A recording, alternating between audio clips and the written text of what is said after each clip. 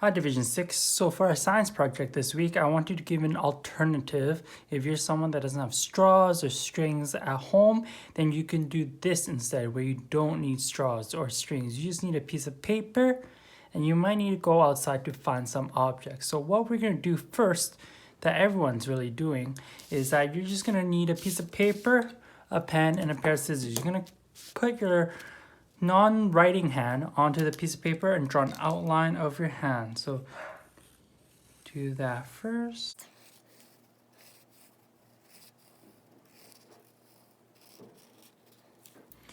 All right, after you've done that, grab a pair of scissors and cut out the outline of your hand.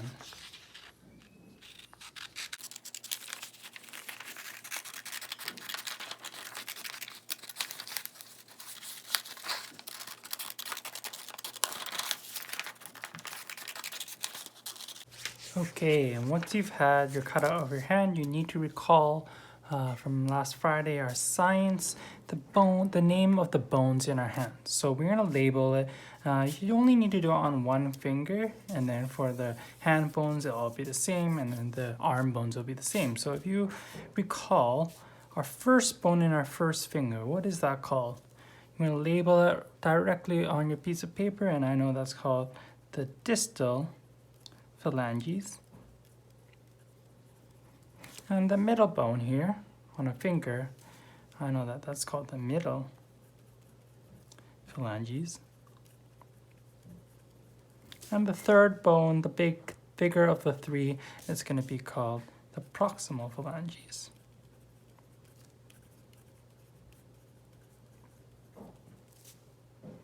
And the bones in our hands, do you remember what they're called?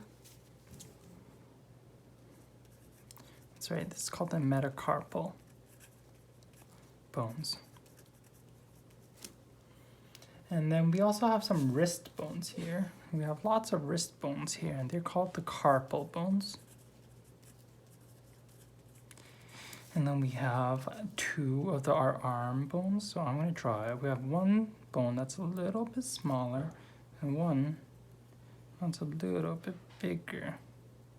The smaller one's going to be called the ulna, and the bigger one's going to be called the radius. Once you've finished labeling it, you can go outside or find an object in your house to put onto your hand. So for me, I found these wooden sticks just outside my house to show the bone. So the small ones, what bone would that be? Well, that would be my distal phalanges, kind of the smallest bone. And if you want, you can glue it down or you can tape it down. What I'm gonna do, I'm just gonna tape it down.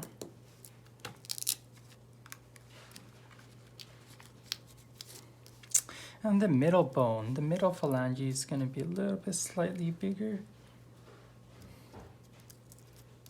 I'm even going to make this slightly smaller.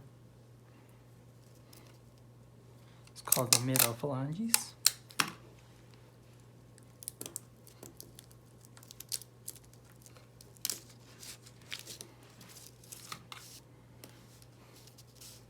And the proximal phalanges is going to be slightly bigger.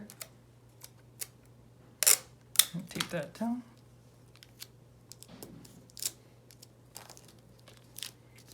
Alright, so these shows the three bones in our fingers, the distal phalanges, the middle phalanges, and the proximal phalanges. And then we can't forget our metacarpal bones. So I'm going to use a big stick for that. Just going to tape it down here.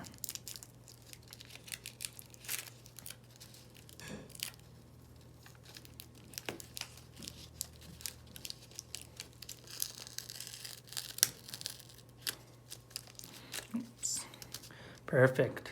So you don't have to use sticks like me. I just chose to use sticks. You can use any objects like rocks, leaves, and things like that. But they should be relatively different sizes because each bone is going to be a different size. Our distal, obviously, is smaller. Middle is a little bit bigger. Proximal is going to be the biggest bone in our finger. And then metacarpal bones, which will be the biggest bones in our hands.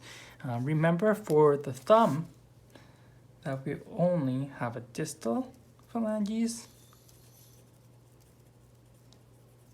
and proximal phalanges. Unlike the other fingers, it won't have a middle phalange. So feel free to use anything you want, anything you find at home. You go outside, look for things like rocks, leaves, sticks like I have, and fill out every single bone in your hand. You can even find two bigger objects to show the arm bones, the ulna and the radius. There's gonna be many little carpal bones. You don't have to show the wrist bones, which are called the carpal bones.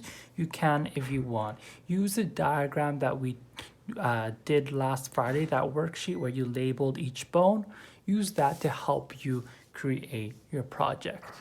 Good luck. I can't wait to see what you came up with.